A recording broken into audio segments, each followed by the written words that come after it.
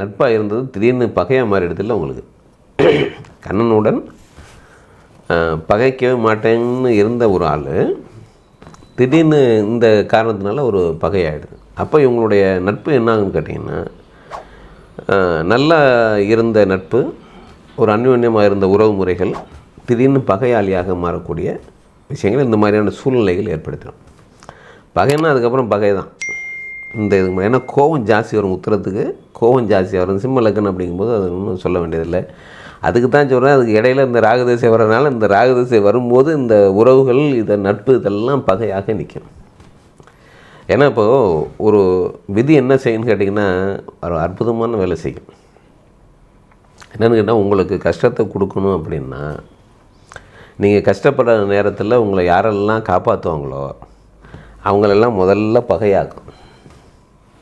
சண்டை வரும், சண்டையில் வாய்க்கு வந்ததெல்லாம் பேசி அவன் எனக்கு என்ன நடந்தாலும் வராத அளவுக்கு பேச வச்சிடும். முதல்லையே நான் நல்லா இருக்கும்போதே நான் உங்களை எல்லாம் பேசி நீங்கள் எனக்கு என்ன நடந்தாலும் நீங்கள் எட்டி கூட பார்க்காத அளவுக்கு பேச வச்சிடும். பேச வச்சதுக்கப்புறம்தான் வந்து நிற்பான். அப்போ நீங்கள் என்ன செய்வீங்க? படட்டும், அவன் அனுபவிக்கட்டும், அப்போ தான் அவனுக்கு புத்தி வரும் அப்படின்னு அது எங்கள் குடும்பத்திலே நடந்திருக்கு. அப்போது அப்போ இவங்களை காப்பாற்றணுங்கிற எண்ணம் யாருக்காவது வரக்கூடாது இல்லையா? அன்றைக்கி பேச்சின பேச்சு இன்றைக்கி அவங்கள இவனுக்கு படட்டும், இவனுக்கு பட்டாதான் இவனுக்கு புத்தி வருங்கிற மாதிரியாக மற்ற சகோதரர் இருக்க வேண்டிய கட்டாயமாயிடுது. இதைத்தான் விதி செய்யும். உற்ற நண்பர்களை எல்லாம் ஓரங்கட்டும். முதல்ல இவெல்லாம் காப்பாற்றுவானா அவனுக்கு முதல்ல ஓரமாக கட்டி வை, அவன் எதுவுமே பேசக்கூடாது அப்படின்னு பண்ணிவிடும். இப்போ நான் உங்களுக்கு சொல்கிறேன்னு, ஊருக்கு மத்தியில் உங்களை நீங்கள் ஒரு பொசிஷனில் இருக்கீங்க, நீங்கள் ஏதோ ஒரு விஷயத்துக்காக என்கிட்ட முரண்பாடாக நிற்கிறீங்க அப்படின்னா, நான் உடனே வாய்க்கு வந்தபடி நான் உங்களெல்லாம் சபையில் பேசிடுறேன். பேசினோன்னே நீங்கள் சைலண்ட்டாக போயிடுறீங்க. சரி, நம்மளும் பேசினோன்னா தப்பாக போய்டும் அப்படின்னு அதுலேருந்து ஒதுங்கிடுறீங்க. இப்போ எனக்கு ஒரு பிரச்சனை வருது. பிரச்சனை வரும்போது நீங்கள் எப்படி வருவீங்க?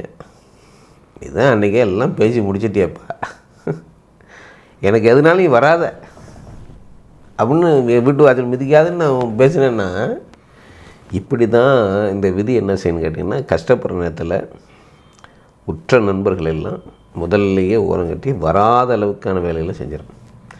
இப்போ நொடிச்சு நூலாகி போய் கிடக்கிறாரு இல்லைங்களா, யாராவது காப்பாற்ற மாட்டாங்களா அப்படிங்கும் போது அதே நண்பர்கள் தான் திரும்பி வருவாங்க. இந்த சிம்மத்துக்கு நண்பர்கள் விட்டால் வேறு வழியே கிடையாது, ஆளே கிடையாது. அப்போ என்னன்னு கேட்டால், நிதானிக்கணும்னு சொல்கிறேன். கஷ்டமே நமக்கு வராது. ஏன்னா இங்கே ஆரம்பத்துலேருந்து இவங்களுக்கு யோக திசையாக போய்கிட்டு இருக்கு. சூரிய திசை, சந்திர திசை, செவ்வாய் திசையெல்லாம் இந்த லக்னாதிபதிக்கு யோக திசைகள். இங்கே என்ன பண்ணாலும் உங்களுக்கு பிரச்சனை ஒன்றும் கிடையாது. ராகு திசையை வந்தவொடனே எல்லாம் தலைகளாக மாறும். அப்போ நீங்கள் அவசரப்பட போகிறீங்க அப்படிங்கிறத நீங்கள் தெரிஞ்சுங்க. பட்டால்தான் தெரியுங்கிற மாதிரியாக சிம்ம லக்னத்தை பொறுத்த வரைக்கும் அனுபவப்பட்டால்தான் ஒரு விஷயத்தை ஏற்றுக்கொள்வாங்களே தவிர அனுபவப்படாமல் ஏற்றுக்க மாட்டாங்கிறதுக்காக இவ்வளோ விஷயத்தை நம்ம சொல்ல வேண்டியிருக்கு. நான் மற்ற லக்கணங்களுக்கு நான் சொல்கிறத விட இதுக்கு ரொம்ப ரொம்ப முக்கியத்துவம் கொடுக்க வேண்டியது இருக்குது. ஏன்னா திசை உங்களுக்கு ராகு திசை வரனால ரொம்ப கிரிட்டிக்கலான திசை ராகு திசை. சிம்மத்தை பொறுத்த வரைக்கும் சத்திரிய இலக்கணங்களுக்கு ராகு திசை வர்றது, சனி திசை வர்றது அப்படிங்கன்னா, சனி திசையெல்லாம் உங்களுக்கு என்ன பண்ணுன்னு கேட்டிங்கன்னா, புழிஞ்சு எடுத்துரும் வாழ்க்கை அனுபவத்தை. நீங்கள் எவ்வளோ பெரிய நிலையில் இருந்தாலும் அனுபவத்தின் மூலமாக உங்களை கடைக்கூடி கொண்டு வந்து நிறுத்திடும். சனி திசை, இந்த ராகு திசையெல்லாம் சிம்மத்துக்கு அவ்வளோ எகென்ஸ்ட் ஆன திசைகள் இதெல்லாம். அதனால் இதை பார்க்குறவங்க உங்களுடைய ஜாதகத்தை என்ன இருக்குது, என்ன நிலையில் இருக்குங்கிறத பார்த்துங்க. ஏன்னா ரெண்டு விஷயங்கள் இருக்குது. ஒன்று அவயோக ஜாதகங்கள் இருக்குது, யோக ஜாதகங்கள் இருக்குது. இப்போ ஜாதகம் ரொம்ப வலிமையாக இருக்கின்ற போது இதனுடைய பர்சன்டேஜ் குறையும். நடந்தே தீரானா நடக்கும். விரலுக்கு தகுந்த வீக்கங்கிற மாதிரி அந்தந்த பொசிஷனில் இருக்க தகுந்த மாதிரியான பிரச்சனைகள் வரும். அது எப்படி கையாளுறது, எப்படி சமாளிக்கிறது, நீங்கள் நல்ல உங்களுக்கு உரிய நல்ல ஒரு ஜோதிடரை நீங்கள் நல்ல ஆலோசனை நீங்கள் பெறக்கூடியவரை நீங்கள் பர்மனெண்ட்டாக ஒருத்தரை நீங்கள் வச்சுக்கிறது பற்றம் மாற்றக்கூடாது. ஏன்னா பெருசாக உங்களுக்கு சிம்ம லக்கணத்தில் பிறந்தவங்களுக்கு, அதுவும் உத்திர நட்சத்திரத்தில் பிறந்தவங்களுக்கெல்லாம் அனுபவப்பட்ட பிறகு தான், இந்த ராகுதிசை முடிஞ்சதுக்கப்புறம் தான் இந்த மாதிரியான ஜோதிடர்கள்லாம் பார்ப்பாங்க. அவங்க வாழ்க்கை என்னங்கிறதெல்லாம் அங்கேருந்து தெரிஞ்சதுக்கப்புறம் தான், அடிப்பட்டதுக்கு பிறகு பிரச்சனைகளில் சிக்கலில் மாட்டினதுக்கு பிறகு தான் இவங்க தெரிஞ்சிக்கக்கூடியவங்களாக இருப்பாங்க. அதுக்கப்புறம் தான் ஜோதிடத்தை தேடுவாங்க. உங்களுக்கு ஒரு வாய்ப்பு கிடைச்சி நீங்கள் இந்த மாதிரியாக இந்த விஷயங்களை பார்த்து உங்களை புரிஞ்சுக்கிட்டு நீங்கள் நல்லா இருக்கும்போதே நீங்கள் இப்படியெல்லாம் பிரச்சனை வருங்கிறத தெரிஞ்சுக்கிட்டிங்கன்னா கொஞ்சம் நீங்கள் சிரமத்துலேருந்து பிரச்சனையிலேருந்து நீங்கள் விலகலாம். இல்லைன்னா நீங்கள் மாற்றுறது உறுதியாகிடும். இதை புரிஞ்சுக்கணும். பெற்றோர்களும் இதை முதல்ல புரிஞ்சுக்கணும். சிம்ம லக்கணத்தை உத்திர நட்சத்திரத்தில் பிறந்த பிள்ளைகளை, ஏன்னா இது ஆணுக்கே எவ்வளோ பிரச்சனை வரும்போது பெண்ணுக்கு எவ்வளோ வருங்கிறது நீங்கள் யோசனை பண்ணி பாருங்கள். பெண் பிள்ளைகளாக இருந்தாங்கன்னா இந்த மாதிரி ராகு திசை வரும்போது ரொம்ப கவனமாக வாழ்க்கை துணையை தேர்ந்தெடுக்க வேண்டியது கட்டாயமாகிடும். அதுக்காக தான் சொல்கிறேன். ஏன்னா இது நம்ம இங்கே எச்சரிக்கை இல்லைன்னா மற்ற இது மாதிரி நம்ம இங்கே போக முடியாது. இது வந்து இந்த உத்திர நட்சத்திரத்தை பொறுத்த வரைக்கும், சிம்மத்தை பொறுத்த வரைக்கும் அதுவும் ஃபஸ்ட்டு பாதம் தான். பாக்கி 3 பாதங்கள் உங்களுக்கு கண்ணியில் இருக்கும். அங்கே இதெல்லாம் உல்ட்டாவாகிடும். இதே இது வந்து பார்த்திங்கன்னா கன்னி இலக்கணத்துக்கு இது அப்படியே மாறிடும். ராகுதசை யோகமாக போயிடும். இதெல்லாம் கம்மியாக இப்போ சூரிய சந்திர செவ்வாய் தான் உங்களுக்கு கஷ்டத்தை கொடுக்கும். அங்கே பார்த்தீங்கன்னா ராகுதசையில் டாப்புக்கு போயிடுவாங்க அவங்க. இதே உத்திர நட்சத்திரம் தான், லக்கணம் கன்னியாக மாறிடும். அது ரொம்ப சூப்பராக இருக்கும். அதனால் இங்கே வந்து இது வந்து சிம்மத்தை பொறுத்த வரைக்கும் இந்த உத்திர நட்சத்திரம் 1ஆம் பாதங்கிறது நீங்கள் வாழ்க்கையில் ஒரு மிக முக்கியமான வாலிப பருவத்தில் ரொம்ப ஜாக்கிரதையாக கையாளணுங்கிற ரொம்ப ரொம்ப அவசியம் தான். திருமணம், நட்பு எல்லா விஷயத்துலேயும். ஏன்னா அவ்வளோ ஒரு தனித்துவம் இருக்கும் உங்கள்கிட்ட. சிம்மத்தை பொறுத்த வரைக்கும் ஒரு பெரிய தனித்துவமான ஒரு நபர். யாரோடையும் ஆலோசனை கேட்குறதில்ல. அவங்களுடைய ஜட்ஜ்மெண்ட்டு எங்கே மிஸ் ஆகுன்னா காலமும் சூழலும் தான் ஜட்ஜ்மெண்ட் மிஸ் ஆகும். இல்லைன்னா அவங்களோட ஜட்ஜ்மெண்ட் மிஸ் ஆகாது. அது இந்த பகுதி ரொம்ப ரொம்ப முக்கியமான பகுதி. சிசுபாலன் வதம் வரைக்கும் போத இந்த கேரக்டர் எடுத்ததுக்கு காரணமே என்னென்னு கேட்டிங்கன்னா, கோபமும் ஆத்திரமும் நம்ம யாரை என்ன பேசுகிறோன்னு தெரியாமல் பேசுகிறது தானே இந்த கேரக்டரை.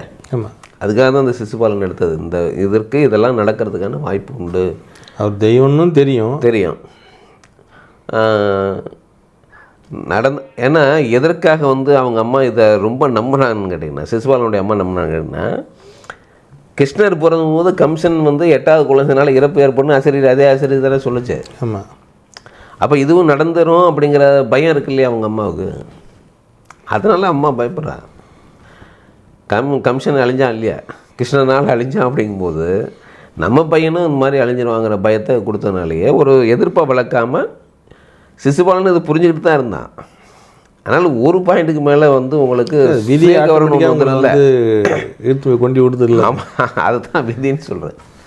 விதி அந்த மாதிரியாக அது நினச்சதுன்னா என்ன வேணாலும் நம்ம இன்றைக்கி ரொம்ப நெருங்கிய ஒரு இதை ரொம்ப முக்கியமாக ஒரு விஷயத்தை சொல்லணுங்க. நண்பர்கள் நாங்கள் ஒரு குரூப்பாக இருந்தோம். பேச ஆரம்பித்தோன்னா இப்படி தான் நாங்கள் பேசணுன்னா உங்களுக்கு போய்கிட்டே இருக்கும். காலைல ஒரு 11 மணிக்கு நான் இங்கேருந்து சென்னை போய் இறங்கினேன்னா நைட்டு 2 மணி வரைக்கும் கூட போகும். இப்படியே உட்காந்துட்டு தான் சேரில் உட்காந்துட்டு பேசிக்கிட்டே இருப்போம். சாப்பாடு வரும், எல்லாம் வரும். வாரத்தில் 2 நாள் 3 நாள் இது நிகழும். சிரித்தா அந்த மாதிரி சிரிப்பு வாழ்க்கையில் நான் சிரித்ததே கிடையாது. அந்த மாதிரி சிரிப்பிலேயே ஓடும். அவ்வளோ காமெடி ஆச்சு. ஜோதிடம் பேசுவோம், எல்லாம் பேசுவோம், அரசியல் பேசுவோம். இப்படியே போயிட்டு இருந்தப்போ என்னென்னா, அப்போ ஜாதகம் பார்க்கும்போது 2013க்கு பிறகு வந்து இவரை சந்திக்க முடியாது ஒரு நண்பரை. ஏன் விலகிறாரு தெரியல அப்படிங்கிற மாதிரி போயிடுச்சு. அதே மாதிரி 2013 ஒரு பிரச்சனை வருது. அவர் விலகிறாரு. இன்ன வரைக்கும் பார்க்கல. கிட்டத்தட்ட 12 ஆண்டுகள் ஆகிப்போச்சு. ஒரு சுற்றி வந்துட்டார். ஒன்றும் பிரச்சனையும் கிடையாது. ரொம்ப சாதாரணமான பிரச்சனை. அது வந்து 12 ஆண்டுகளாக ஒரு பிரிவு ஏற்படுத்துது பாருங்கள். அவர் இங்கே தான் இருக்கார், எங்கேயும் வெளிநாடு போகலை. நம்ம எங்கேயாவது சந்தர்ப்ப வசத்தினால ஒரு இடத்துல பார்க்க போகிறோம்னு நிகழும் இல்லைங்களா, அது கூட நிகழலை. யோசிச்சு பாருங்கள். அப்போ காலம் நினச்சதுன்னா எவ்வளவு பிணக்கமாக இருக்கிறாங்களோ அவ்வளோ பிணக்கத்தையும் ஒரே நாளில் அதால் உடைக்க முடியும். பருகிலே இருந்தால் இப்போ நீங்கள் சொன்னீங்களே உங்கள் அப்பா தங்கச்சி வீடு பக்கத்தில் தான், அடுத்த தெரு தான், போகவே இல்லைன்னு சொல்கிறீங்க இல்லையா.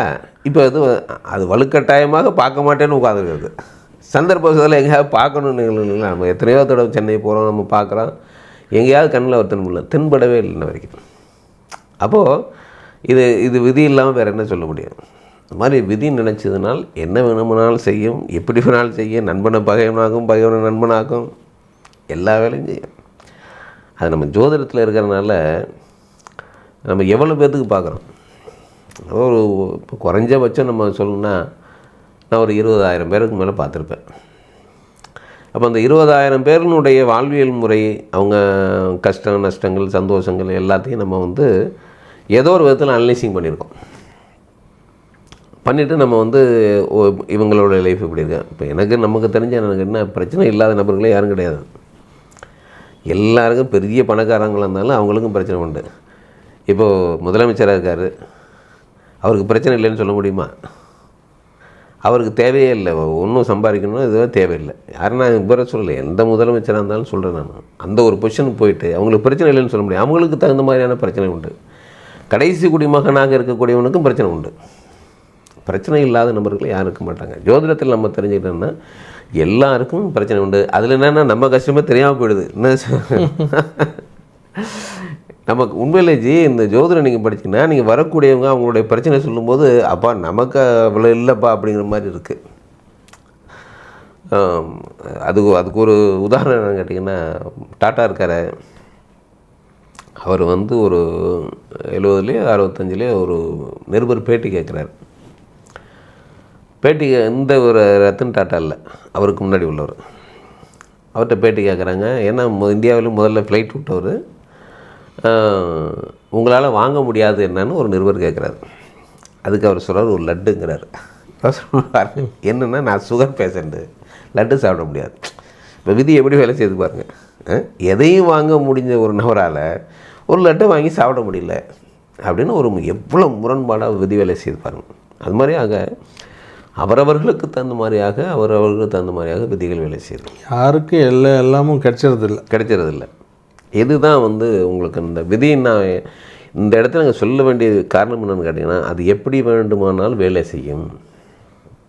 நீங்கள் தப்பிக்கலாம் முடியாது. ஏன்னா அவங்க பார்வையில் அது நம்ம இருக்குமே தவிர நம்ம பார்வையில் அவங்க கிடையாது. எல்லா கிரகங்களுமே 12 மணி நேரம் நம்மளை பார்க்குறாங்க. இப்படி வச்சுங்க, சந்திரன்லேருந்து குருவிலேருந்து சனியிலேருந்து என்னென்ன கிரகங்கள் இருக்குதுன்னு நம்ம சொல்கிறோமோ அத்தனை கிரகங்களும் உங்களை 12 மணி நேரம் ஒரு கோணத்தில் பார்க்குது. அப்போ நீங்கள் தப்பிக்கவே முடியாது. அது மட்டும் இல்லை, பார்க்குறது மட்டும் இல்லை, அவர் இருக்க ஏரியாவுக்கே பூமி போயிடுறாரு.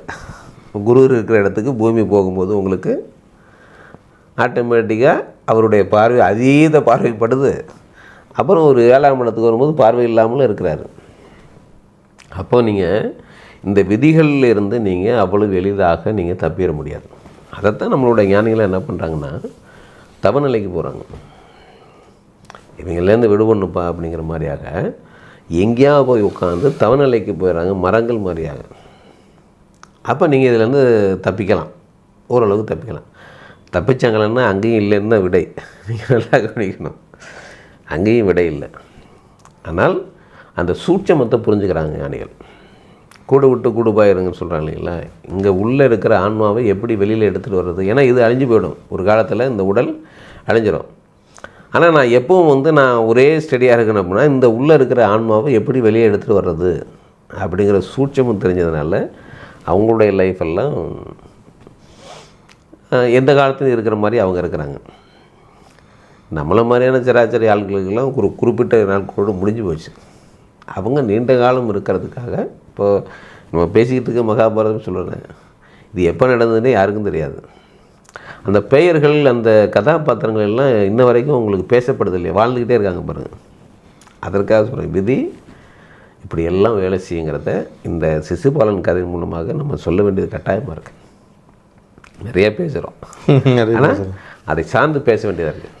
வேறு எங்கேயும் நம்ம வந்து இவ்வளோ டீட்டெயிலாக நம்ம பேசலை போல் இந்த விதியை பற்றி பேச வேண்டிய கட்டாயமுங்க எனக்கு. ஏன்னா விதியின் காரணமாகவே ஒரு கதாபாத்திரம் வந்திருக்குன்னா சிசுபாலன் கதை தான். இவன் இப்படி தான் பிறப்பான், இப்படி தான் இறப்பான் அப்படிங்கிற ஒரு செய்தியோடனே ஒரு கதாபாத்திரம் வருது பாருங்கள். மகாபாரதத்தில் வேறு எங்கேயும் கிடையாது.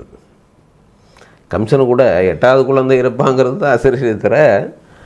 அவர் 8 குழந்தை வரைக்கும் வெயிட் பண்ணார். அவர் பாருங்கள், விதி வேலை செய்தான்னு பார்க்கலாங்கிறதுக்கு அவரும் உட்காந்துருங்க. அப்போது விதி சில பேர்த்துக்கு சொல்லி செய்யும், சில பேர்த்துக்கு சொல்லாமல் செய்யும். இப்போது இதை தெரிஞ்சுக்கிற வாய்ப்பு யாருக்கெல்லாம் உண்டோ அவங்க தான் தெரிஞ்சுக்க முடியுமே தவிர தெரியாதவங்களுக்கு இந்த இந்த இந்த கருத்தே போய் சேராது. அவன் இதெல்லாம் பொய்யப்பா.